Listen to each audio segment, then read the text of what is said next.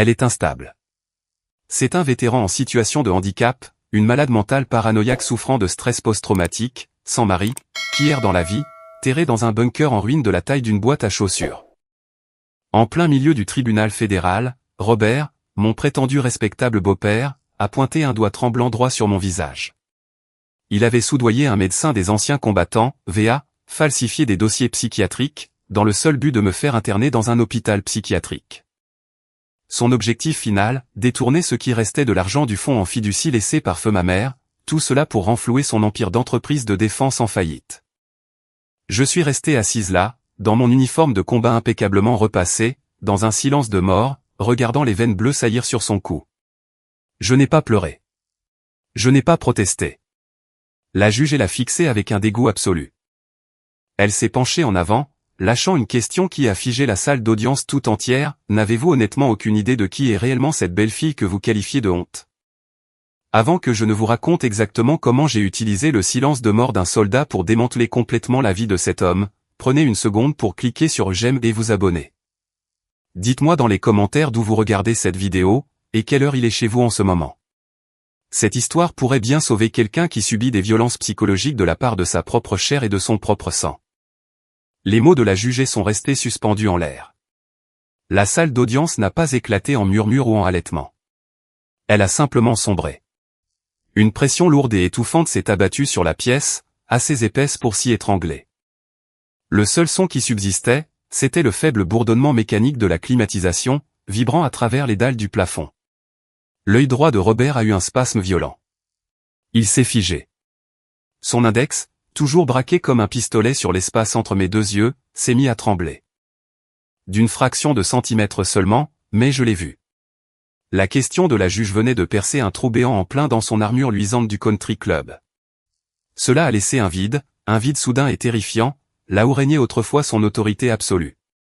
Je n'ai pas cligné des yeux. Je n'ai pas bougé sur ma chaise. Quand vous passez des années dans une zone de combat, vous apprenez à lire les changements de pression atmosphérique avant une explosion. Et ça, c'était une explosion. La bouche de Robert est restée légèrement entr'ouverte, le claquement sec de ses lèvres audible dans la salle morte et silencieuse. C'était un homme habitué à faire taire les gens en hurlant, habitué à signer de gros chèques pour faire disparaître ses problèmes. Mais ici, sous le sceau fédéral, son argent ne valait rien. Ma colonne vertébrale est restée raide contre la dure chaise en bois, les épaules carrées, la respiration contrôlée. 4 secondes d'inspiration, 4 secondes d'expiration. Un engourdissement tactique. Qu'il suffoque dans le silence.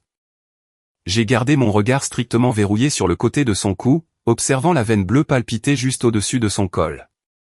Je refusais de le regarder dans les yeux. On ne regarde jamais un narcissique dans les yeux lorsqu'il perd le contrôle. En tant qu'enquêtrice de la division des enquêtes criminelles de l'armée, CID, je savais que regarder un manipulateur dans les yeux revient à lui rendre le micro. Ça lui donne du pouvoir. Et je n'avais pas l'intention de lui donner quoi que ce soit. Au lieu de cela, j'ai évalué l'effondrement physique d'un PDG millionnaire. Sa veste Armani hors de prix émettait un bruissement, un grattement sec et nerveux, tandis que sa poitrine se soulevait. Sa cravate en soie parfaitement nouée était maintenant légèrement de travers, tirée sur le côté par ses propres mains paniquées, quelques instants auparavant. Des perles de sueur étaient apparues sur ses tempes, accrochant la lumière crue des néons au-dessus de nous. La façade se fissurait, morceau par morceau. Sous la table, j'ai légèrement fait pivoter mon poignet gauche. L'acier froid et lourd de ma montre tactique réglementaire s'est enfoncé dans ma peau. C'était un point d'ancrage, quelque chose de réel. J'ai mordu fort dans mes molaires du fond, verrouillant fermement ma mâchoire. Pas un seul muscle de mon visage n'était autorisé à bouger. Pas de lèvres tremblantes, pas de sourcils froncés. J'étais un mur blanc. Entre nous trônait la table de la défense, en chêne massif et lourd. Je me suis forcé à me concentrer sur cette distance physique. Un peu moins d'1 mètre de bois poli séparant le prédateur de la proie. Sauf que, dans sa tête, il avait complètement inversé les rôles. J'avais regardé dans le canon des fusils des insurgés au Moyen-Orient. J'avais marché sur de la terre remplie d'engins explosifs improvisés.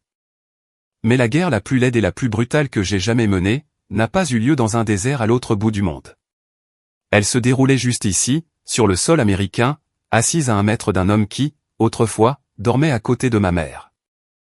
Il s'était levé devant des dizaines d'inconnus, et avait exigé qu'on me retire mes droits civiques. Il voulait mon fonds en fiducie, la toute dernière bouée de sauvetage que ma mère m'avait laissée. Pour Robert, je n'étais pas une fille.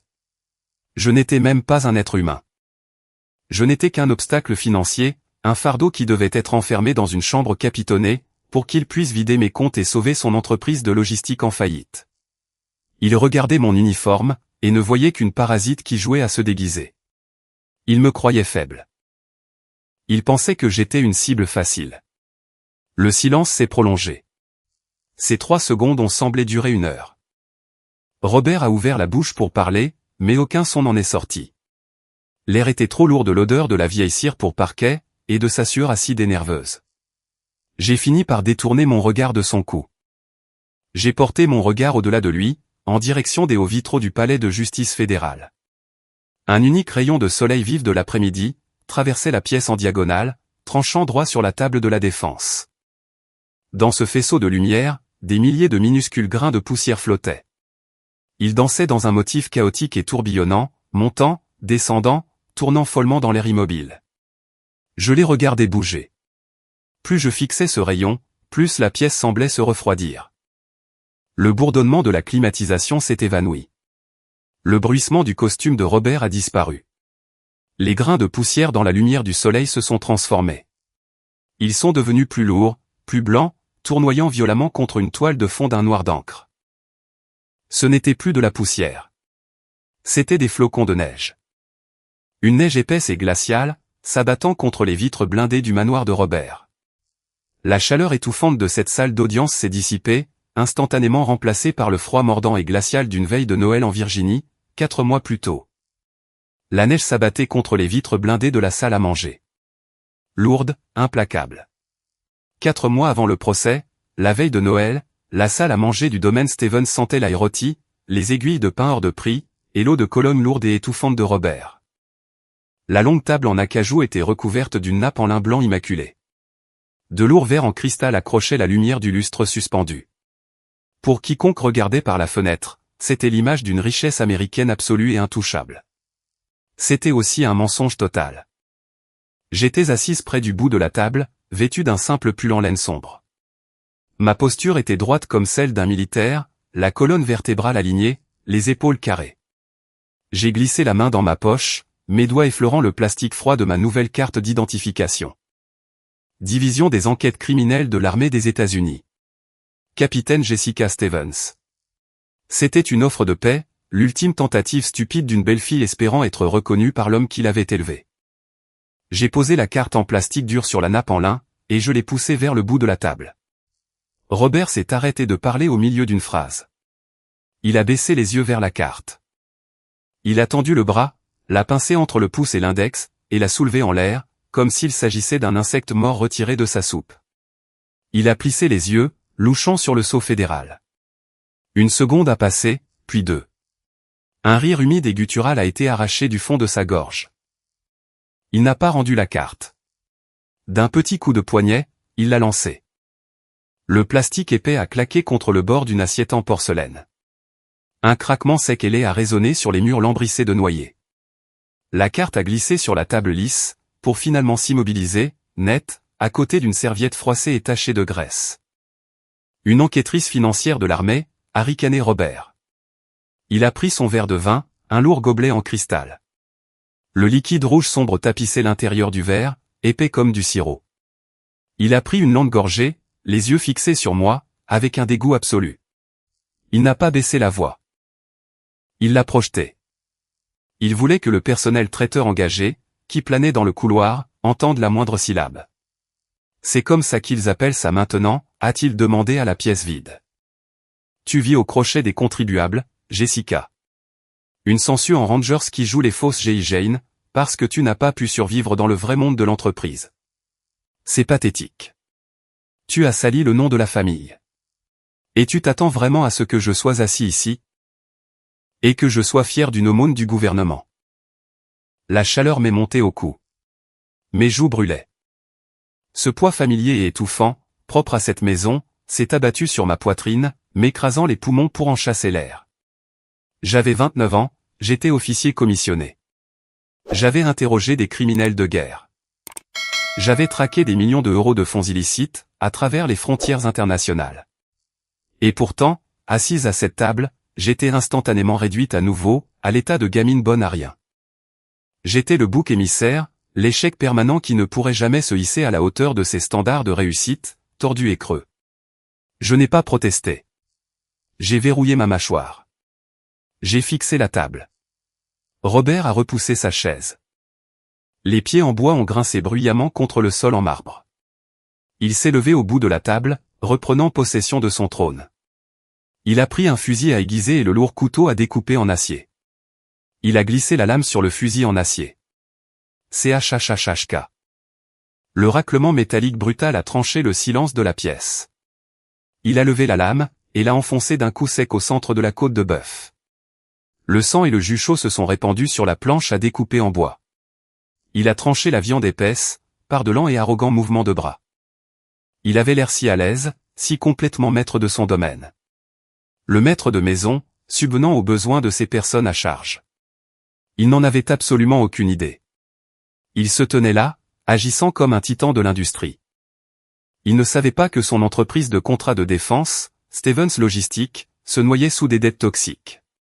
Il ne savait pas que sa flotte de camions de livraison rouillait sur les parkings, parce qu'il ne pouvait pas payer ses mécaniciens. Il ne savait pas que la banque avait envoyé 3 avis de saisie, à cette adresse précise.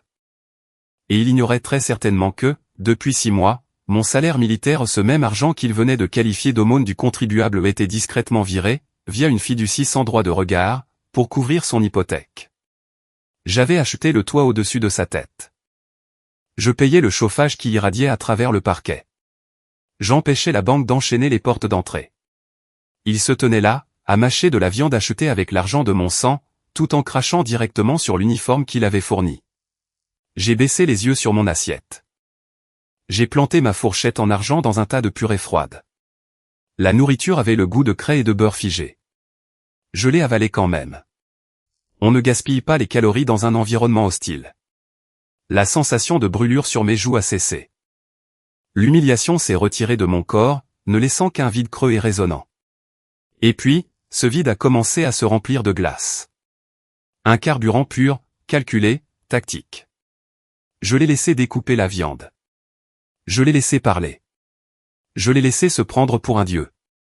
À peine 6 heures avant de franchir sa porte d'entrée, j'étais assise dans une salle de briefing sécurisée et sans fenêtre, au Pentagone. L'air, dans cette pièce, sentait l'ozone et le vieux café, pas le pain hors de prix. Je n'avais pas seulement reçu mon grade de capitaine ce matin-là. J'avais décroché un contrat fédéral de 15 millions d'euros pour ma société secrète de renseignement financier, Vanguard Tactical Solutions. Mon autorisation était signée à l'encre noire, par un général 4 étoiles. Mon mandat était brutalement simple, traquer, auditer et démanteler les entrepreneurs de la défense corrompus de niveau intermédiaire, qui saignaient à blanc la chaîne d'approvisionnement militaire. Les entrepreneurs qui gonflaient les factures. Les entrepreneurs qui s'achetaient des voitures de luxe, pendant que leurs soldats sur le terrain recevaient du matériel défectueux. Des entrepreneurs exactement comme Robert Stevens. Robert a enfourné un épais morceau de bœuf saignant dans sa bouche. Il a mâché agressivement, la graisse brillant sur sa lèvre inférieure. Il m'a souri de l'autre côté de la longue table, totalement satisfait de son petit discours. Il croyait avoir remis le chien errant à sa place. Il n'avait absolument aucune idée que le chien errant qu'il frappait, était le prédateur ultime, tenant la laisse de toute sa misérable vie. 2 ans avant ce dîner de Noël, un mardi matin ordinaire. Bang! Bang! Bang! De lourds coups de poing ont martelé la porte en acier bon marché de mon appartement. Pas un coup poli à la porte. C'était le martèlement dur et agressif des forces de l'ordre. J'ai posé mon café noir sur le comptoir de la cuisine. J'ai regardé par le Judas.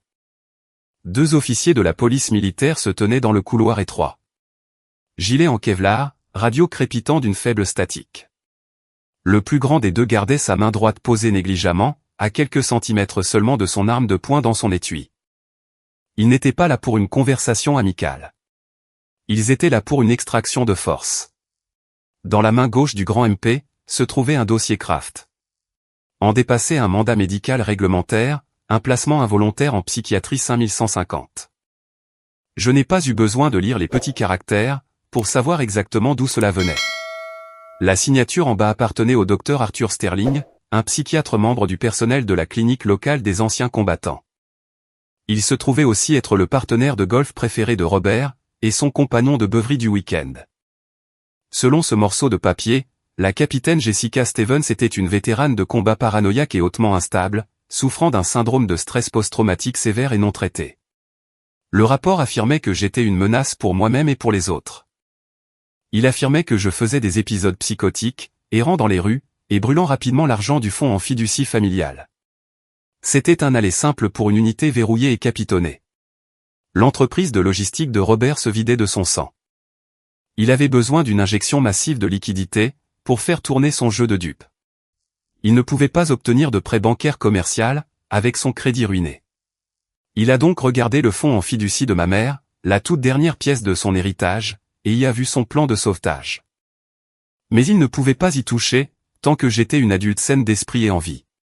Sa solution, utiliser mon service militaire comme une arme. Soudoyer un médecin corrompu de la VA pour m'étiqueter comme une folle, me dépouiller de mes droits civils, s'emparer de la curatelle médicale, et vider mes comptes pendant que j'étais drogué au lithium dans un établissement d'État. Il pensait vraiment pouvoir m'enterrer vivante. J'ai déverrouillé le pen dormant. J'ai tiré la porte pour l'ouvrir. Je n'ai pas crié. Je n'ai pas eu un comportement erratique. Je me tenais dans l'encadrement de la porte, dans mon uniforme de classe B. Le tissu olive était fortement empesé, avec un pli net au milieu de chaque jambe de pantalon. Mes bottes étaient polies jusqu'à ressembler à des miroirs. J'ai fixé mes yeux sur le plus grand des MP. « Officier », ai-je dit. Ma voix était complètement plate, un courant d'air froid se glissant sous une porte. « Puis-je vous aider ?» Le grand MP a cligné des yeux. Sa main s'est lentement éloignée de son étui. Il a regardé la paperasse, puis m'a de nouveau regardé. Il s'attendait à trouver une folle hystérique et hurlante, entourée d'ordures et de bouteilles d'alcool vides. Au lieu de cela, il se retrouvait face à un officier du CID en service actif, dans un appartement aseptisé et impeccable. L'air sentait l'eau de Javel et le café frais. Juste derrière moi, sur la table de salle à manger en verre, mon ordinateur portable gouvernemental crypté était ouvert.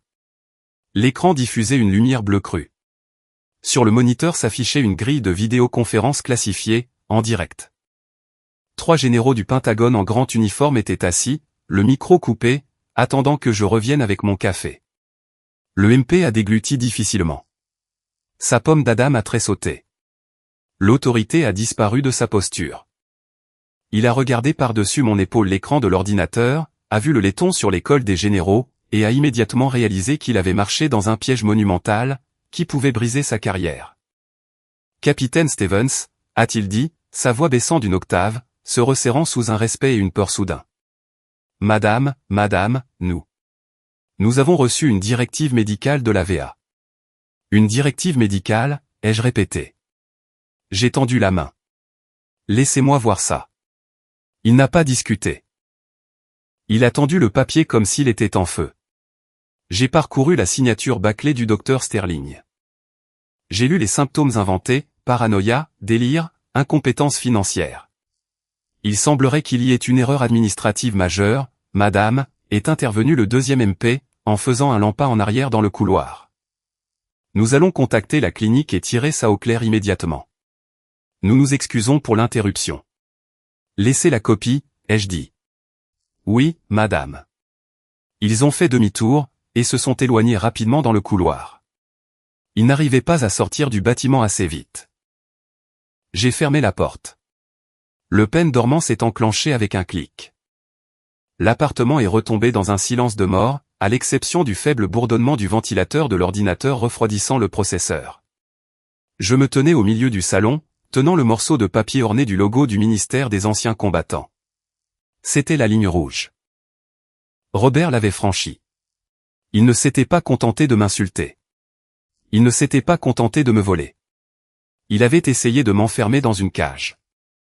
Il avait essayé de transformer l'uniforme pour lequel j'avais saigné, en une camisole de force. Il avait essayé de me prendre ma liberté, juste pour pouvoir garder ses costumes hors de prix et ses abonnements au country club. J'ai regardé le papier. J'aurais pu prendre mon téléphone à ce moment-là. J'aurais pu appeler le bureau du juge avocat général, JAG. J'avais suffisamment de preuves concrètes en main pour lancer une enquête fédérale. J'aurais pu faire retirer sa licence médicale au docteur Sterling d'ici vendredi. J'aurais pu mettre Robert en détention fédérale, pour corruption d'un fonctionnaire et dépôt de faux rapports de police, d'ici la fin du mois. J'ai agrippé les bords du papier.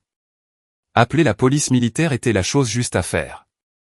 C'était la chose légale à faire, mais c'était trop rapide. C'était trop humain. Les hommes comme Robert ne souffrent pas en prison. Ils se plaignent de la nourriture. Ils jouent les victimes. Ils racontent à leurs compagnons de cellule comment un système ingrat les a piégés. La prison ne briserait pas son ego. Il n'y a qu'une seule chose qui brise un narcissique. Une seule chose qu'ils aiment plus qu'eux-mêmes, l'argent. On ne leur tire pas dessus. On coupe leur approvisionnement en oxygène, et on les regarde suffoquer. J'ai écrasé le mandat de la VA dans ma main droite. Le papier épais a crissé bruyamment dans la pièce silencieuse. J'ai jeté la boule froissée directement dans la poubelle sous l'évier. J'ai marché vers la table en verre. Je m'y suis assise, dans la chaise en cuir. J'ai regardé les généraux du Pentagone, qui attendaient sur le flux vidéo sécurisé. J'ai tendu le bras, et j'ai réactivé mon micro.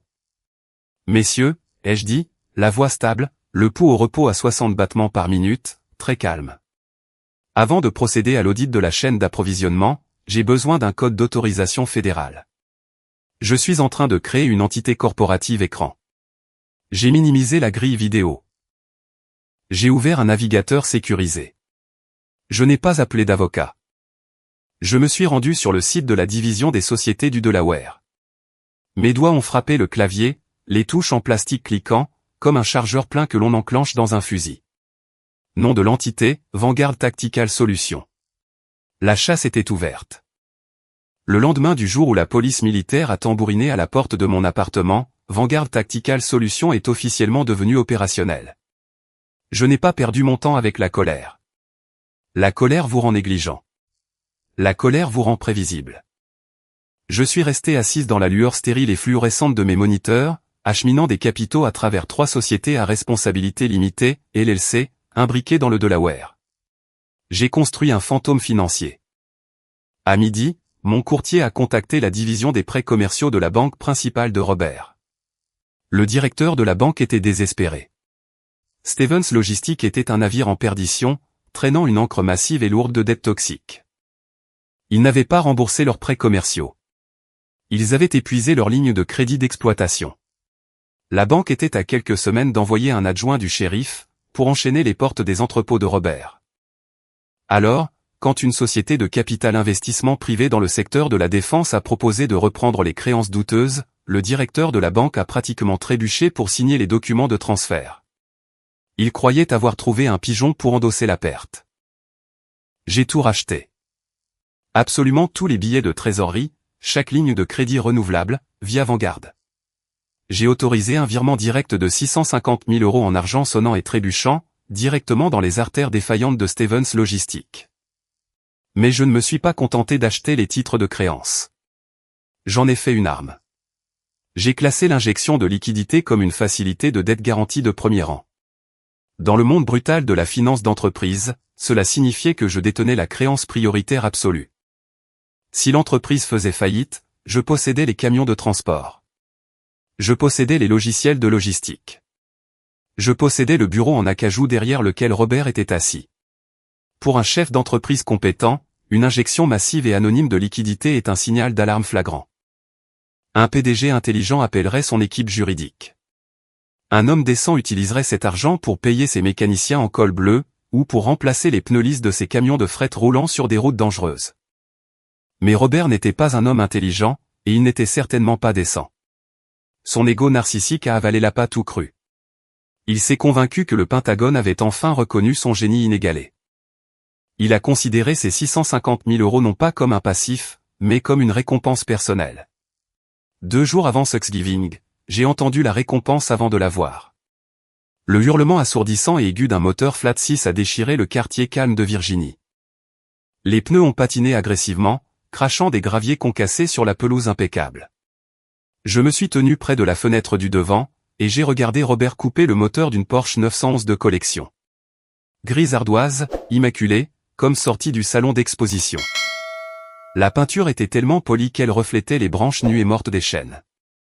Il est sorti du siège conducteur, vêtu d'un manteau en cachemire sur mesure, laissant la lourde odeur de l'essence premium brûlée et du caoutchouc chaud, flotter dans l'air glacial. Il a tapoté le toit de la voiture, comme s'il s'agissait d'un cheval de course primé. Il a passé l'heure suivante à promener ses voisins dans l'allée, se vantant bruyamment d'un trimestre financier record. C'était un Richard qui paradait avec son butin volé. L'hypocrisie a atteint son apogée absolu lors du repas de Thanksgiving. La salle à manger sentait fortement la sauge rôtie, le beurre fondu, et la note de fond, amère et tranchante, du scotch hors de prix de Robert. Il était assis au bout de la lourde table en chêne.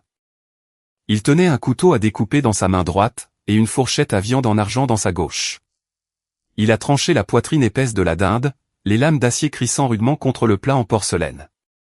Il s'est arrêté, pointant le bout graisseux du couteau vers la grande baille vitrée.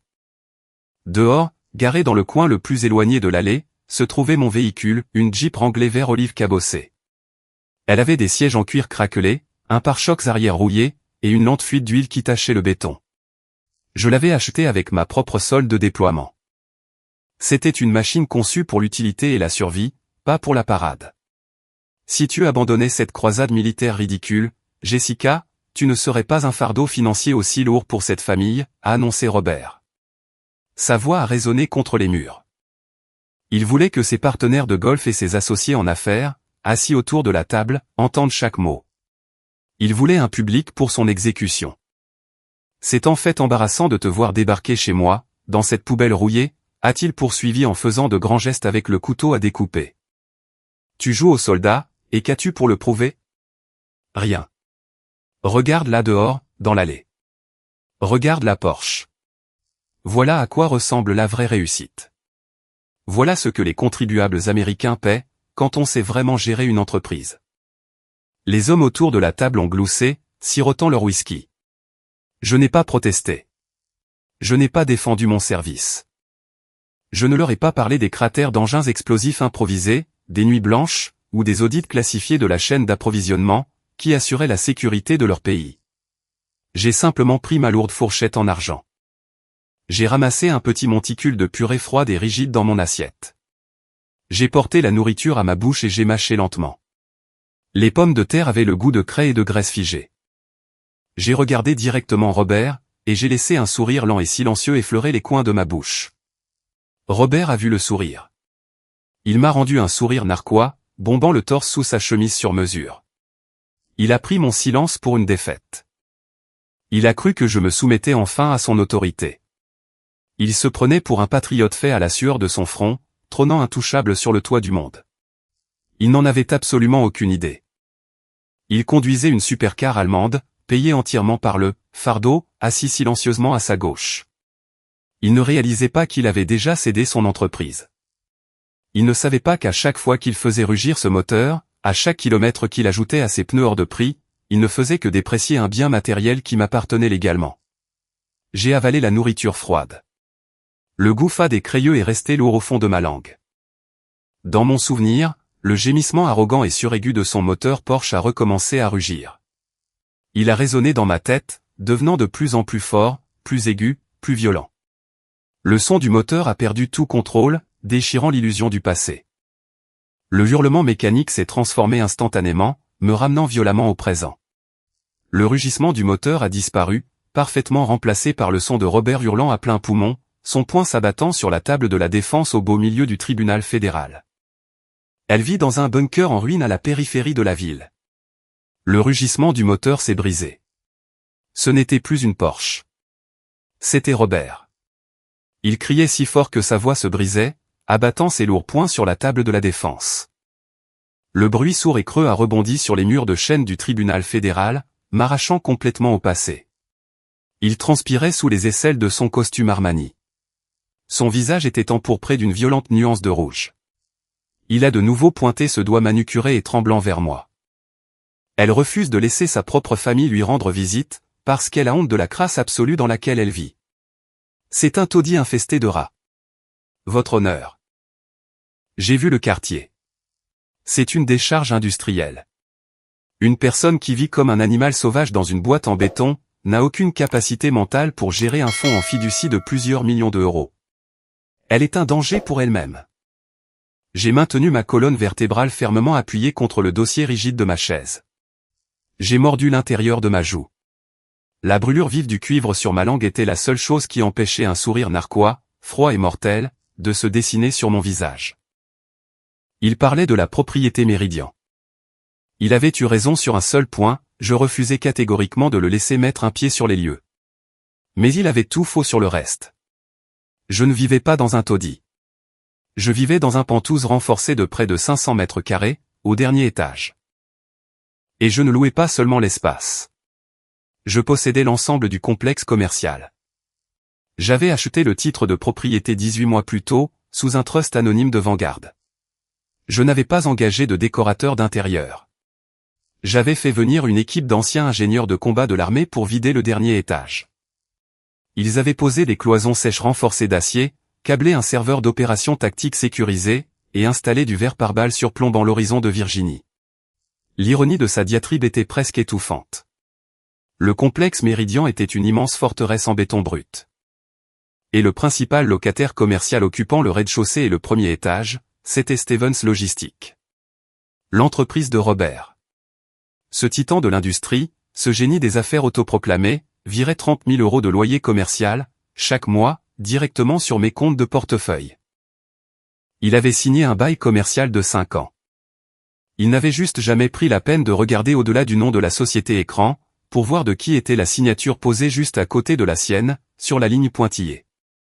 Il se tenait dans un tribunal fédéral, exigeant qu'un juge retire ses droits civiques à sa propriétaire, parce qu'il croyait qu'elle était pauvre. Je l'ai laissé parler. Je l'ai laissé creuser sa tombe jusqu'à ce qu'il ne puisse plus en sortir. Pendant que Robert agitait les bras et aboyait son indignation fabriquée à la juge, l'homme assis à côté de lui avait une réaction physique violemment différente. Marcus Vance, le très cher avocat d'affaires de Robert. 2 minutes plus tôt, un huissier fédéral avait dépassé la barrière en bois, ses lourdes bottes noires résonnant sur la moquette. L'huissier n'avait pas dit un seul mot. Il avait juste laissé tomber une épaisse et lourde enveloppe Kraft sur la table de la défense. Elle avait frappé le bois poli avec un claquement sec. Sur le rabat de l'enveloppe était apposé un sceau de classification rouge vif du ministère de la Défense. Marcus avait tranché le sceau avec son stylo en argent. Maintenant, il feuilletait rapidement les pages. J'ai gardé les yeux fixés sur l'avocat. J'ai observé la seconde exacte où son cerveau a traité les données brutes. Le sang a complètement déserté son visage, laissant sa peau de la couleur de la cendre humide et sale. Une grosse perle de sueur froide a perlé à la racine de ses cheveux, a roulé le long de sa tempe, et a trempé son col. Sa respiration s'est bloquée. Un petit sifflement rauque s'est échappé de sa gorge. Il lisait mes déclarations financières et opérationnelles non caviardées. Il regardait l'acte de propriété officiel du complexe Méridian. Il regardait les acquisitions de dettes de Vanguard.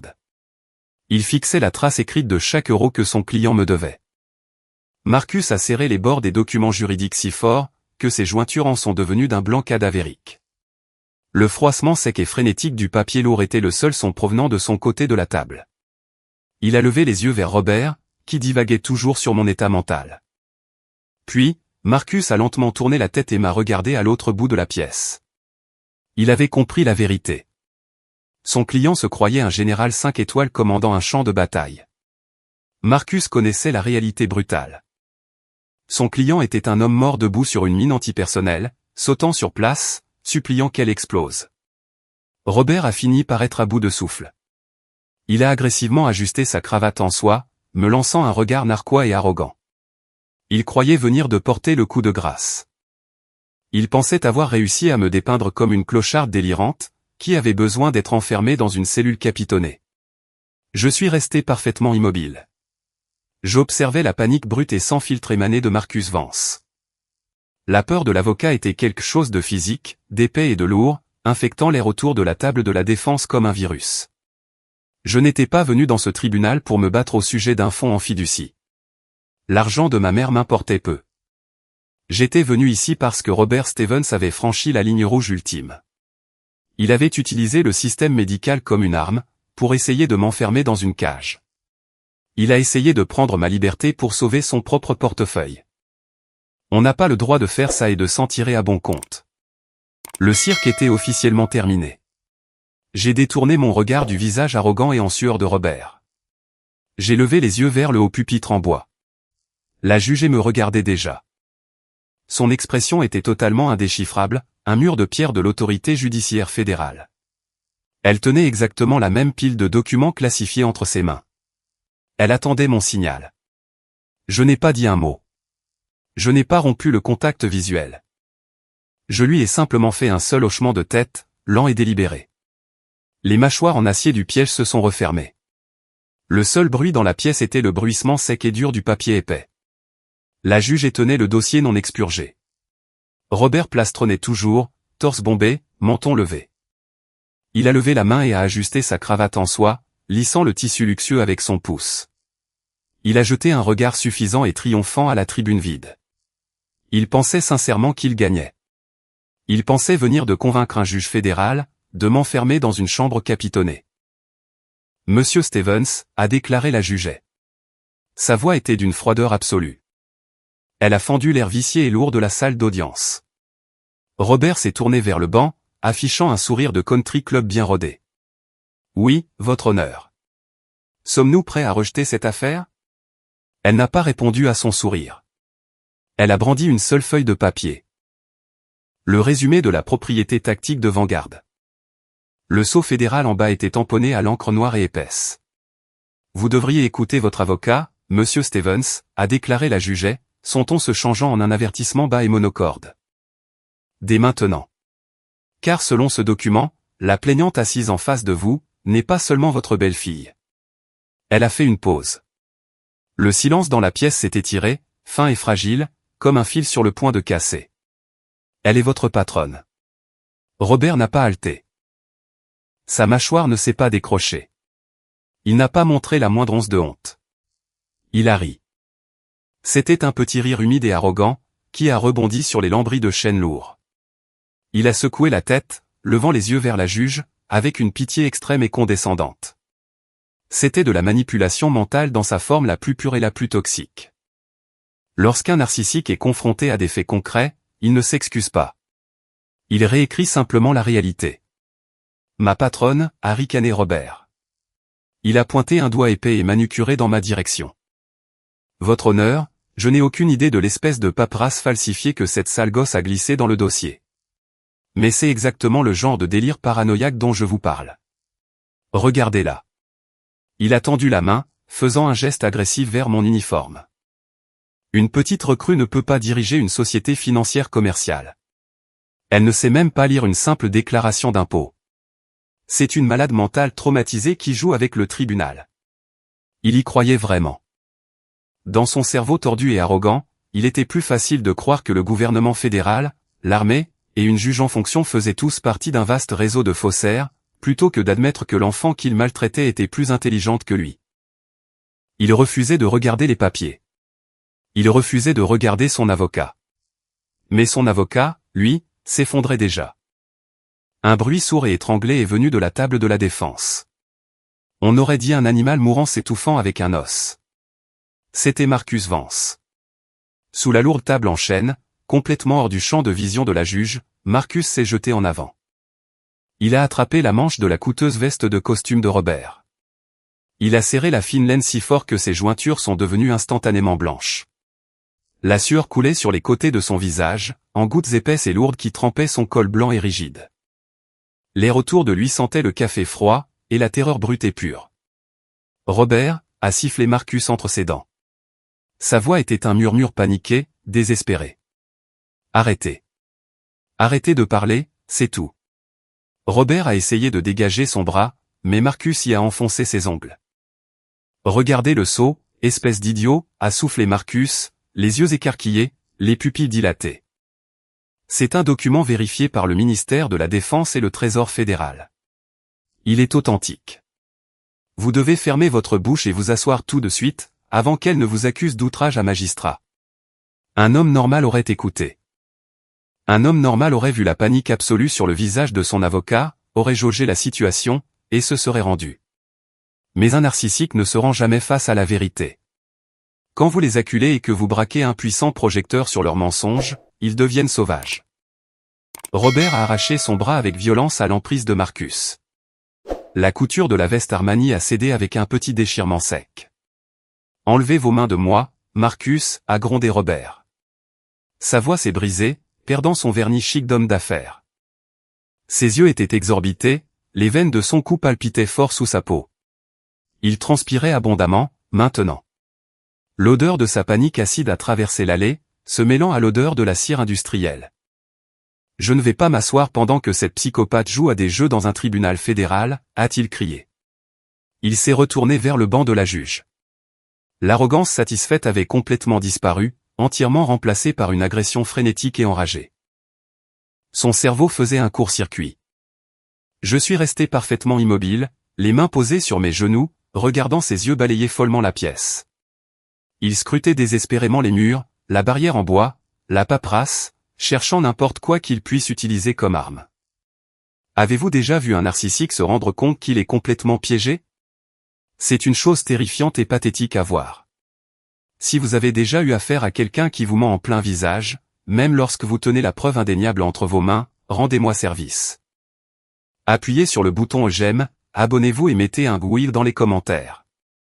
Dites-moi que je ne suis pas la seule à avoir survécu à ce genre de folie. Robert a agrippé le bord de la table de la défense. Ses jointures étaient maintenant aussi blanches que celles de son avocat. Il s'est penché en avant, haletant légèrement, sa poitrine se soulevant sous son costume abîmé. Son instinct de survie toxique s'est emballé à fond. Il fouillait dans la crasse de son propre esprit, à la recherche d'une dernière formalité technique. D'une dernière balle à tirer sur moi. Son regard frénétique a balayé mon uniforme, descendant vers le bas par pur désespoir. Et là, ses yeux se sont fixés sur les bouts fortement éraflés de mes Rangers de combat. Sa respiration s'est arrêtée. Un sourire malade et tordu s'est lentement redessiné sur son visage en sueur. Il avait trouvé son arme. Robert a trouvé son arme. Ses yeux étaient fixés sur mes bottes. Des Rangers de combat standard de l'armée, en cuir noir. Elles étaient cirées, mais le cuir des embouts en acier renforcé était très éraflé. Une entaille profonde et irrégulière traversait la coque droite, exposant l'acier gris terne en dessous. Il a pointé un doigt manucuré et tremblant, droit sur mes pieds. « Regardez-là » a-t-il crié, sa voix résonnant sur les boiseries de chêne. « Regardez cet uniforme bon marché. Regardez ces bottes poubelles éraflées. Elle a l'air d'une PDG pour vous? Les gens qui réussissent ne s'habillent pas comme des rats d'égout. C'est une arnaque. C'est une fraude. Je n'ai pas bougé. J'ai simplement baissé les yeux sur l'égratignure de ma botte droite. Il avait raison. Elles étaient éraflées. J'avais fait cette entaille dans le cuir il y a exactement 7 jours. J'escaladais une clôture grillagée rouillée à 2 heures du matin, me faufilant derrière un agent de sécurité endormi, pour photographier un entrepôt rempli de gilets pare-balles de contrebande défectueux. Des gilets pare-balles que l'entreprise de Robert s'apprêtait à vendre au ministère de la Défense. J'avais abîmé le cuir en protégeant le pays même, qui lui permettait de se tenir dans une salle d'audience, et de porter un costume à 3000 €. Je me moquais bien d'afficher ma valeur nette sur mes vêtements. Je me souciais de la mission. Mais Robert n'avait pas terminé. Soudain, son cerveau frénétique en plein court-circuit a trouvé une étincelle. Je l'ai vu se produire. La panique a déserté son visage, remplacé par une poussée d'adrénaline massive et arrogante. Ses yeux se sont écarquillés. Un grand sourire maniaque a illuminé son visage en sueur. Il croyait avoir trouvé le bouton d'arrêt d'urgence. Espèce de stupide. Il a ri. Le son était aigu, dérangé, résonnant au-dessus de la table de la défense. Marcus a sursauté. La juge a plissé les yeux, sa main se déplaçant vers le marteau en bois. « Tu croyais jouer dans la cour des grands » a hurlé Robert, ignorant totalement la juge. Il s'est penché sur la table, me fixant directement avec un triomphe haineux absolu. « Mais tu as oublié la loi sur les conflits d'intérêts. Tu as oublié le code militaire. Un officier du CID en service actif qui enquête sur une fraude financière a légalement l'interdiction de détenir des parts dans une entreprise de contrat de défense. C'est une violation directe de la loi fédérale. » Il a abattu ses 2 mains à plat, sur la lourde table de la défense. Le claquement bruyant a résonné comme un coup de feu. Tu viens d'avouer un crime fédéral, pour les archives du tribunal, a exulté Robert, la poitrine se soulevant de fierté arrogante. Je vais appeler le Pentagone moi-même. Je te ferai dégrader d'ici vendredi. Je te traînerai devant une cour martiale pour corruption, fraude, et violation du code de justice militaire. Il s'est retourné vers la jugeait. Il vibrait presque de victoire. Rejetez cette affaire, votre honneur, a-t-il exigé en me désignant du pouce. Classez-la. C'est une criminelle, et elle vient de se pendre toute seule. La salle d'audience est plongée dans un silence de mort. Personne n'a bougé. Ni l'huissier, ni la greffière, car, d'un point de vue purement juridique, Robert avait absolument raison. Selon le Code unifié de justice militaire, UCMJ, un enquêteur en service actif détenant une habilitation de sécurité classifiée, ne peut pas posséder une participation majoritaire dans une société privée qui répond aux appels d'offres fédéraux de la défense. C'est un conflit d'intérêts majeur. Si Vanguard Tactical Solutions opérait en tant qu'entreprise de défense, et que j'en étais la propriétaire, j'étais coupable d'un crime grave. Je perdrais mon poste d'officier et j'irais à la prison fédérale de Fort Leavenworth. J'ai regardé Marcus Vance expirer lentement, un long souffle tremblant. Les couleurs commençaient à revenir sur le visage de l'avocat. Il s'est affaissé dans son fauteuil en cuir, essuyant la sueur froide de son front d'une main tremblante. Marcus pensait que son client avait vraiment réussi son coup. Il pensait que Robert avait trouvé l'unique faille juridique fatale, qui les sauverait tous les deux d'une ruine absolue. Robert se tenait droit, les épaules en arrière, le menton levé. Il m'a foudroyé du regard à 1 mètre de distance, par-dessus le chêne poli, attendant que la panique s'installe. Il attendait que je craque, que je pleure, que je supplie la juge de placer le dossier sous scellé. Je ne lui ai pas accordé la moindre contraction musculaire. J'ai maintenu la posture du prédateur. Je l'ai laissé se tenir là. Je l'ai laissé savourer sa fausse victoire. J'ai attendu que l'écho de son rire arrogant pénètre dans les murs de bois. J'ai attendu que le silence de mort dans la pièce devienne si lourd, qu'il ressemblait à de l'eau remplissant un sous-marin. Puis, pour la première fois depuis que l'huissier avait ouvert la séance ce matin-là, j'ai bougé. J'ai posé mes mains à plat sur la table en bois devant moi. J'ai basculé mon poids vers l'avant. Le crissement aigu et rude de ma lourde chaise en bois reculant sur le sol, a tranché la pièce silencieuse comme une lame. Je me suis levé. Tu as raison, Robert. Ma voix était calme. Elle ne résonnait pas sur les murs comme la sienne. Elle portait bas, avec le poids mort et fluide d'une lame tactique sortant d'un étui en Kydex. J'ai baissé les yeux sur l'ourlet de ma veste d'uniforme. J'ai lissé un faux pli inexistant, un mouvement lent et délibéré. Puis j'ai plongé mon regard directement dans le sien. Je ne peux pas posséder de part dans ton entreprise. Je suis sorti de derrière la table de la plaignante. Mes bottes de combat ont frappé le parquet ciré. Clac. Clac. Clac. Des pas lents, lourds, délibérés. Le son a résonné dans l'immense salle d'audience, faisant chuter la température de 10 degrés. Je ne faisais pas les 100 pas. Je réduisais la distance. Marcus Vance s'est physiquement recroquevillé sur sa chaise. Le grand avocat a pressé sa colonne vertébrale contre le cuir, ramenant ses bras contre sa poitrine. Il avait l'air d'un homme se préparant à un accident de voiture. Mais Robert, lui, a bombé le torse encore davantage. Il a croisé les bras sur sa veste Armani déchirée, arborant un sourire suffisant et invincible. Il pensait vraiment que je capitulais. Il pensait que la loi était son bouclier personnel. Je me suis arrêté à exactement 3 pieds, 1 mètre, devant lui. La barricade physique de la salle d'audience avait disparu. Il n'y avait plus que lui et moi. Je n'ai pas acheté d'action dans ton entreprise de logistique, Robert, ai-je dit, en baissant le ton de ma voix. Je connais la loi sur les conflits d'intérêts sur le bout des doigts. Je n'ai pas investi chez toi. J'ai tendu la main vers la gauche, sans le quitter des yeux. La juge n'a pas hésité. Elle a pris une pile épaisse et lourde de documents financiers, reliés par une pince en métal noir. Elle l'a tendue à l'huissier, qui a marché vers moi et l'a déposée dans ma paume ouverte. J'ai retourné la pile et je l'ai lâchée à plat, au centre de la table de la défense, juste devant Robert. Smack.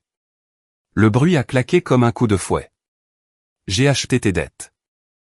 Le sourire arrogant de Robert s'est figé. Il n'a pas complètement disparu, mais il est devenu rigide, comme un masque mortuaire sculpté dans du plastique bon marché. Son cerveau, obscurci par des années de privilèges de country club et de scotch, luttait pour traduire ces mots. Marcus a laissé échapper un halètement aigu et saccadé. L'avocat a compris la manœuvre instantanément. Il savait exactement ce qui venait de se passer. Je me suis penché en avant. J'ai posé mes jointures sur la pince en métal noir. Il y a 2 ans, lorsque Vanguard a repris tes prêts commerciaux et tes lignes de crédit à découvert, ai-je dit en parlant lentement, m'assurant que la sténotypiste capte chaque syllabe. Nous avons injecté 650 000 € dans tes opérations défaillantes.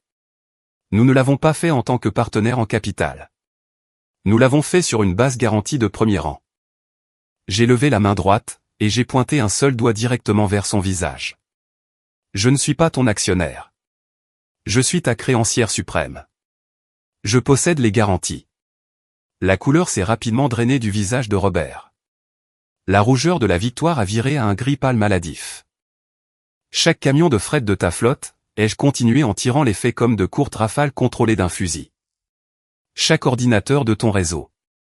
L'habilitation de sécurité du DOD rattachée à ta personne morale. Je les possède.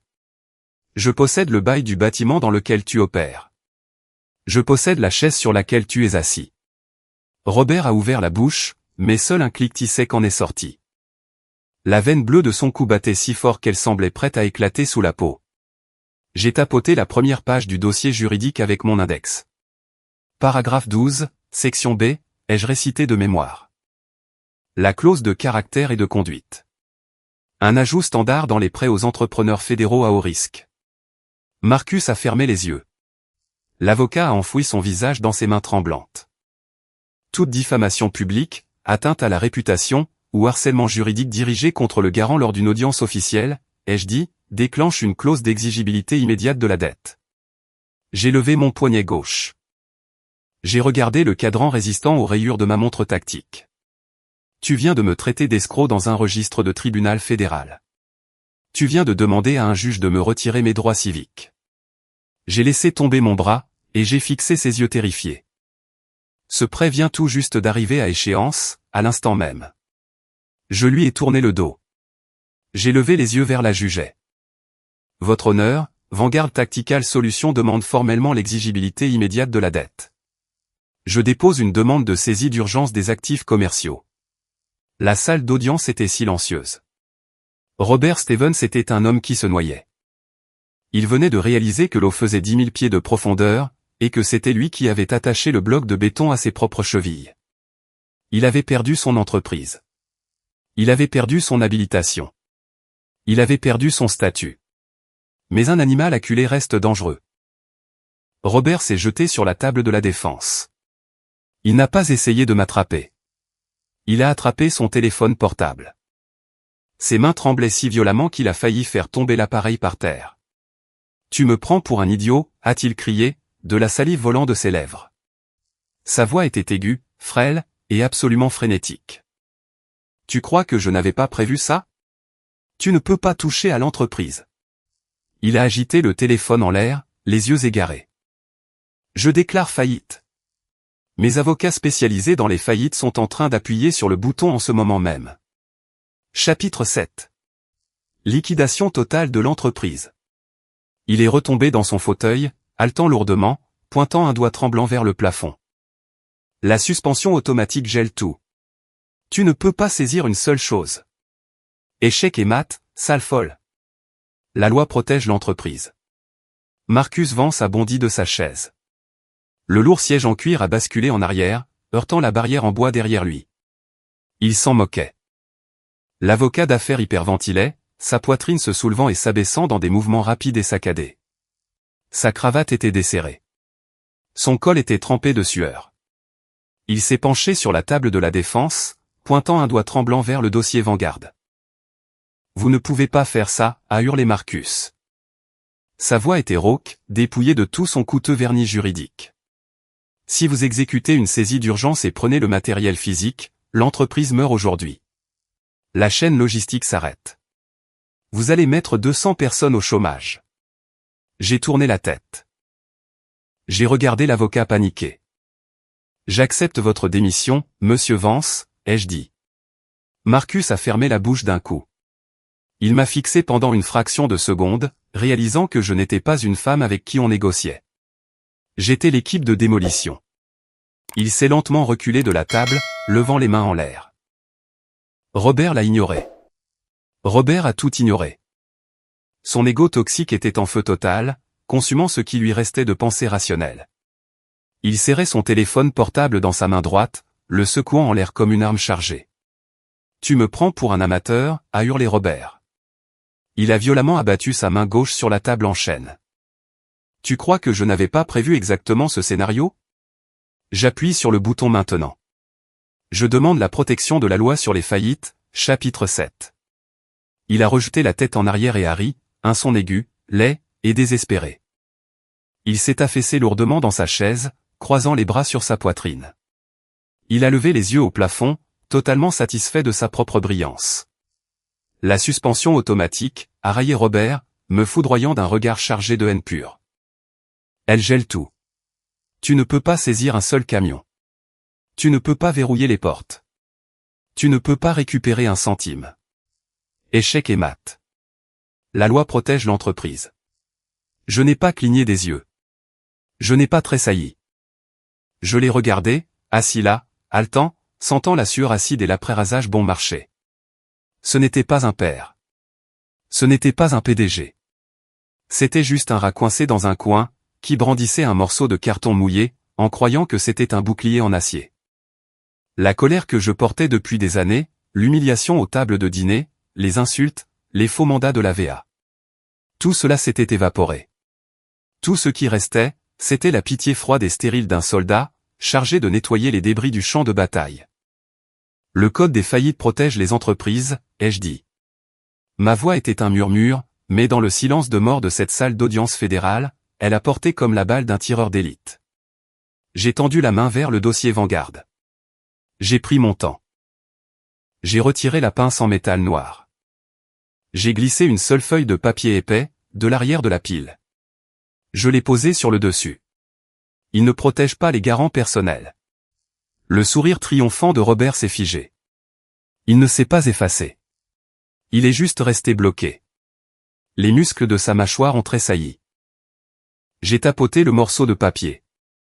Tu as signé une garantie personnelle, ai-je dit, lisant les mots clairement, brutalement. Section 4, sous-section C, la garantie croisée.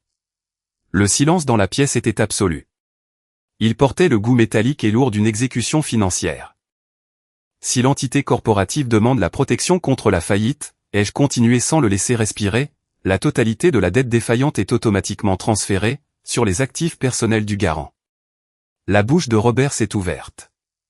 Sa lèvre inférieure a commencé à trembler. Il ne regardait plus le plafond. Il fixait le morceau de papier sous ma main. Il a enfin réalisé ce qu'il avait fait. 2 ans plus tôt, lorsque le directeur de la banque lui a glissé les documents de rachat de Vanguard, Robert était tellement désespéré d'obtenir les 650 000 € qu'il a signé sur la ligne pointillée sans laisser ses avocats examiner les clauses cachées. Il croyait être plus malin que le système. Il croyait jouer avec l'argent de la maison. Tu ne mets pas l'entreprise en faillite, Robert, ai-je dit. Je me suis penché sur la table, comblant l'espace physique. Tu viens juste de te mettre toi-même en faillite. Il a essayé de parler. Il a essayé de former un mot, mais sa gorge était complètement sèche. J'ai le droit légal de saisir le titre de propriété de ta maison, lui ai-je dit. Je saisis la Porsche de collection dans ton allée. Je saisis tes comptes chèques personnels, tes portefeuilles d'actions, et le moindre centime de tes indemnités de retraite de cadre. Il m'a regardé. Le PDG riche et arrogant avait disparu. Assis dans cette chaise, il n'y avait qu'un vieil homme brisé et terrifié, qui venait de réaliser qu'il allait mourir ruiné. Il aimait son argent plus qu'il n'avait jamais aimé sa femme. Il aimait ses voitures plus qu'il n'avait jamais aimé sa famille. Et maintenant, je prenais tout. Il n'avait plus aucune défense. Plus de faux dossiers médicaux. Plus de grands discours sur les contribuables et les parasites. Il était complètement à court de munitions. Je n'ai plus posé les yeux sur lui. Je me suis retourné et j'ai levé les yeux vers le banc de la juge. La juge n'a pas perdu une seule seconde.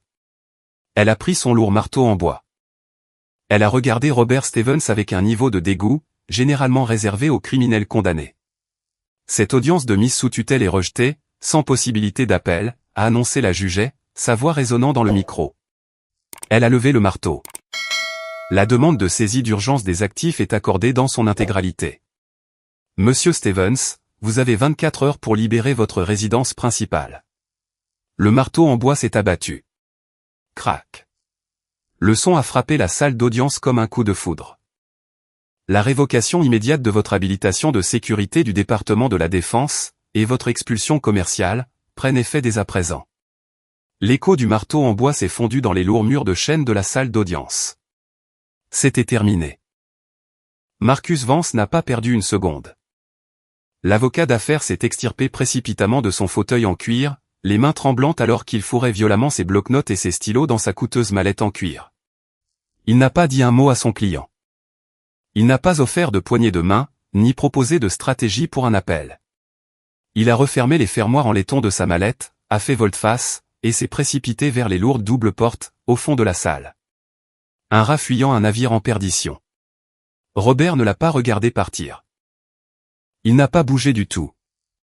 Il est resté figé à la table de la Défense, les épaules affaissées. Le costume Armani sur mesure lui semblait soudain de taille trop grand, pendant sur sa carrure comme un sac poubelle bon marché. Sa poitrine s'est affaissée.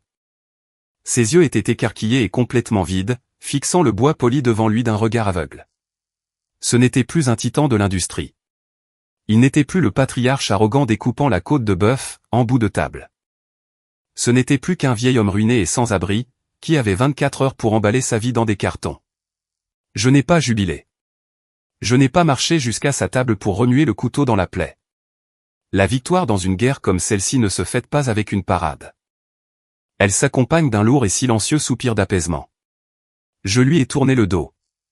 J'ai marché dans l'allée centrale du tribunal fédéral. Mes bottes de combat frappaient le sol selon une cadence régulière et rythmée. Clac, clac, clac. Je n'ai pas regardé par-dessus mon épaule. J'ai poussé les lourdes portes en bois, et je suis sorti dans l'air froid et stérile du couloir du palais de justice. Le poids étouffant, qui pesait sur ma poitrine depuis que j'étais adolescente, avait disparu. Sectionné. J'ai inspiré l'air vicié du bâtiment municipal, et cela avait le goût de la liberté absolue. 10 heures plus tard, le ciel de Virginie est devenu d'un noir d'encre. J'étais à l'intérieur du centre de commandement Méridien.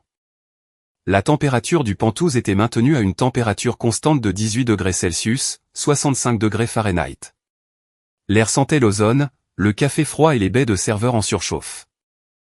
Je me tenais les bras croisés sur la poitrine, vêtu de mon pull en laine sombre, levant les yeux vers une grille de moniteur de sécurité, fixée au mur de béton. Caméra 4.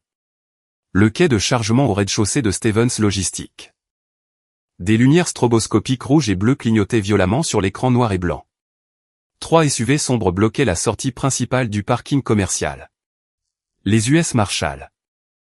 Ils se déplaçaient avec une efficacité lourde et bien rodée, gilet tactique, lampe de poche perçant l'air glacial de la nuit. J'ai regardé un agent fédéral s'approcher des portes vitrées principales du siège social de Robert. L'agent a levé une perceuse industrielle à haut rendement. Même à travers les épais sols en béton du complexe, je pouvais ressentir la vibration sourde et grinçante.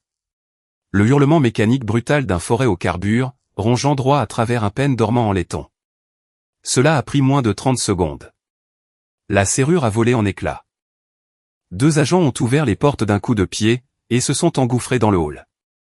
Un instant plus tard, j'ai vu un autre agent s'attaquer au mur de briques extérieur avec un pied de biche. Il a glissé l'acier plat derrière la lourde plaque en laiton poli, sur laquelle on pouvait lire « Stevens Logistic and Defense ». Il a jeté son poids en arrière. Le boulon a cédé. La lourde enseigne en laiton s'est arrachée de la maçonnerie, et s'est écrasée durement sur le trottoir en béton gelé. C'était fini. Les camions allaient être mis en fourrière. Les serveurs allaient être effacés, et vendus aux enchères. Les comptes bancaires étaient déjà gelés. J'ai pris une lente gorgée de café noir. 650 000 €. C'était le montant exact du capital que Vanguard avait injecté dans son entreprise en faillite, pour racheter ses dettes. Dans le monde du capital investissement, c'était une perte totale. Je n'allais jamais revoir de retour sur cet investissement. Mais ça n'a jamais été un investissement. C'était un frais médical. C'était le prix que j'étais prête à payer pour amputer chirurgicalement une tumeur pourrie et toxique, de ma vie. C'était donné, même au double du prix. Sur le bureau en acier derrière moi, mon téléphone portable a vibré. Le bourdonnement sourd et dur a résonné contre le métal. Je me suis retourné et j'ai baissé les yeux vers l'écran lumineux. Appel entrant. L'identifiant de l'appelant affichait un seul mot, beau-père. J'ai fixé l'écran. Je n'ai pas décroché. Était-il assis dans le noir dans son manoir vide? Était-il saoul de son scotch hors de prix, regardant par la fenêtre les US Marshall remorquer sa Porsche hors de l'allée? Appelait-il pour supplier, pour pleurer, pour maudire mon nom, et hurler que j'étais une fille horrible et ingrate? Je ne le savais pas. Et pour la première fois de ma vie entière, je m'en moquais éperdument. J'ai tendu la main. Je n'ai pas appuyé sur le bouton vert pour répondre. Je n'ai pas appuyé sur le bouton rouge pour décliner l'appel et l'envoyer sur la messagerie vocale. J'ai déverrouillé l'écran. J'ai ouvert les paramètres du contact. J'ai fait défiler jusqu'en bas de la page. Supprimer le contact. J'ai tapoté le vert. Un doux bip électronique a retenti dans la pièce silencieuse. Le nom a disparu. L'historique a disparu. Le lien était complètement rompu. À partir de cette seconde, Robert Stevens n'était plus qu'une suite aléatoire de 10 chiffres morts. Il n'était personne. Il n'existait pas. Il n'y aurait pas de dispute dramatique, pas d'excuses larmoyantes, pas de thérapie familiale forcée. On ne négocie pas avec un parasite. On le supprime, c'est tout. J'ai posé le téléphone face vers le bas sur le bureau en acier. J'ai marché vers la fenêtre en verre balistique du sol au plafond. J'ai pressé la paume de ma main à plat, contre l'épaisse vitre glacée. J'ai regardé l'horizon de Virginie, vaste et calme, les lampadaires ambrés trop en l'obscurité. Le monde était froid, immense, et entièrement à moi. J'avais appris la vérité la plus brutale du renseignement militaire, lorsque vous avez affaire à un ennemi narcissique, véritablement toxique, vous n'avez pas besoin de tirer une seule balle. Vous n'avez pas besoin de crier, de vous battre, ou de détruire votre propre tranquillité d'esprit. Vous coupez simplement ces lignes de ravitaillement. Vous érigez un mur de silence absolu. Et vous prenez du recul, pour regarder sa propre fierté arrogante presser la détente, à votre place. Si vous êtes arrivé jusqu'ici, merci d'être resté sur la ligne de front avec moi. Faire face à un narcissique peut vous donner l'impression de perdre la tête. Mais je vous le promets, le silence est l'arme la plus mortelle que vous possédez. Appuyez sur le bouton j'aime et abonnez-vous à la chaîne, si cette histoire a résonné en vous. Et je veux vous entendre. Laissez le mot fini dans les commentaires dès maintenant. Si vous avez déjà dû couper les ponts avec un membre toxique de votre famille pour protéger votre propre paix, restez fort, restez silencieux, et ne leur donnez jamais rien.